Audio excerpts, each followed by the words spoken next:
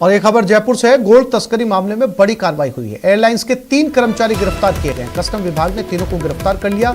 Saudi अरब से तस्करी मामले में गिरफ्तारी हुई। 16 नवंबर को 1.5 किलो सोना पकड़ा गया। यानी कि इस एयरलाइंस के 3 कर्मचारी भी इस पूरे मामले में संदिग्ध थे। यानी कर्मचारियों की मदद से इस सोने की सप्लाई यहां पर की जा रही थी। एयरलाइंस के तीनों कर्मचारियों को गिरफ्तार कर लिया गया है।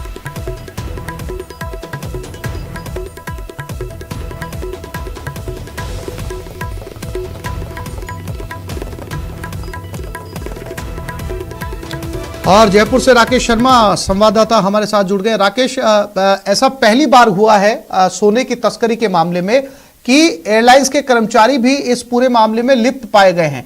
अब ये जानना बहुत जरूरी है कि सऊदी अरब से जब ये सोना 1.5 किलो की मात्रा में भारत लाया जा रहा था तो कैसे उनकी संलिप्तता हुई, कैसे शामिल हुए एयरलाइंस के कर्मचारी इस तस्करी में?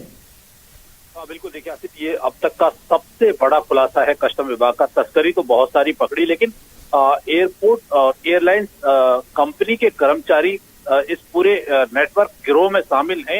इस बात का खुलासा कस्टम विभाग ने एक लंबी जांच के बाद किया है। चूंकि एयरलाइंस की जो सीट थी, उस सीट को खोल करके और उसके नीचे 1.5 किलो सोना, 1.5 बिस्किट सोने के वहां छुपाए थे। ये पहली बार ऐसा पकड़ में आया। ऐसे में ये कर्मचारी और इनके अलावा दूसरे कर्मचारी कितने लंबे समय से कितनी बड़ी तस्करी कर रहे हैं, इसका अब इसकी बड़ी जांच होना बहुत जरूरी है।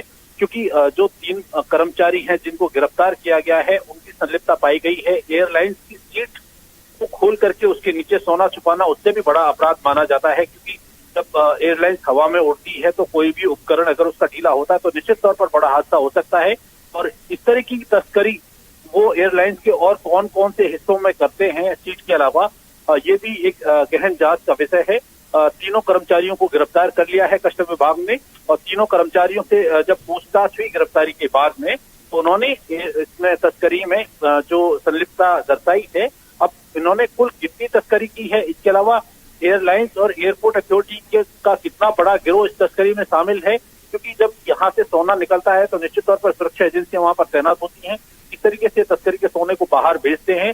इन तमाम पहलुओं की गंभीरता से जांच की आवश्यकता अब जताई जा रही है। हमारी कस्टम विभाग के वरिष्ठ अधिकारियों से बात हुई, उन्होंने कहा है कि संभवतः देश में पहला मामला है जब एयरलाइंस के कर्मचारी इस पूरे तस्करी प्रकरण में संलिप्त पाए गए हैं और जिनका आधिकारिक रिकॉर्ड पर इसको ले लिया गया है और इसकी गहनता से जांच की जाएगी।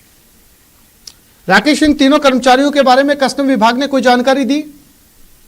अभी चूंकि इन तीनों कर्मचारियों को आर्थिक अपराध न्यायालय में पेश किया जा रहा है, हो सकता है कस्टम विभाग इसमें और भी रिमांड मांगे, क्योंकि ये बड़ा नेटवर्क हो सकता है। इसमें एयरलाइंस के साथ साथ एयरपोर्ट अथॉरिटी के जो लोग हैं वो भी इसमें शामिल हो सकते हैं। क्योंकि इतने बड़े सोने की जब तस्करी की जाती है और उसको जब एयरपोर्ट से बाहर निकाला जाता है तो निश्चित तौर पर चूंकि एयरलाइंस के कर्मचारी हो या एयरपोर्ट अथॉरिटी के कर्मचारी हो, उनको कुछ सुविधाएं मिलती हैं ताकि उनको दिक्कत ना हो।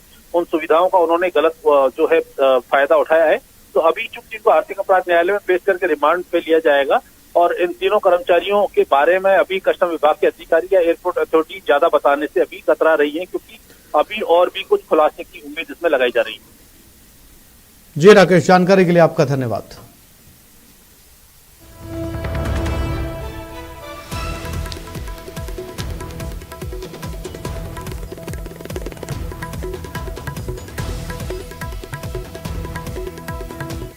भरतपुर में नाबालिग यौन शोषण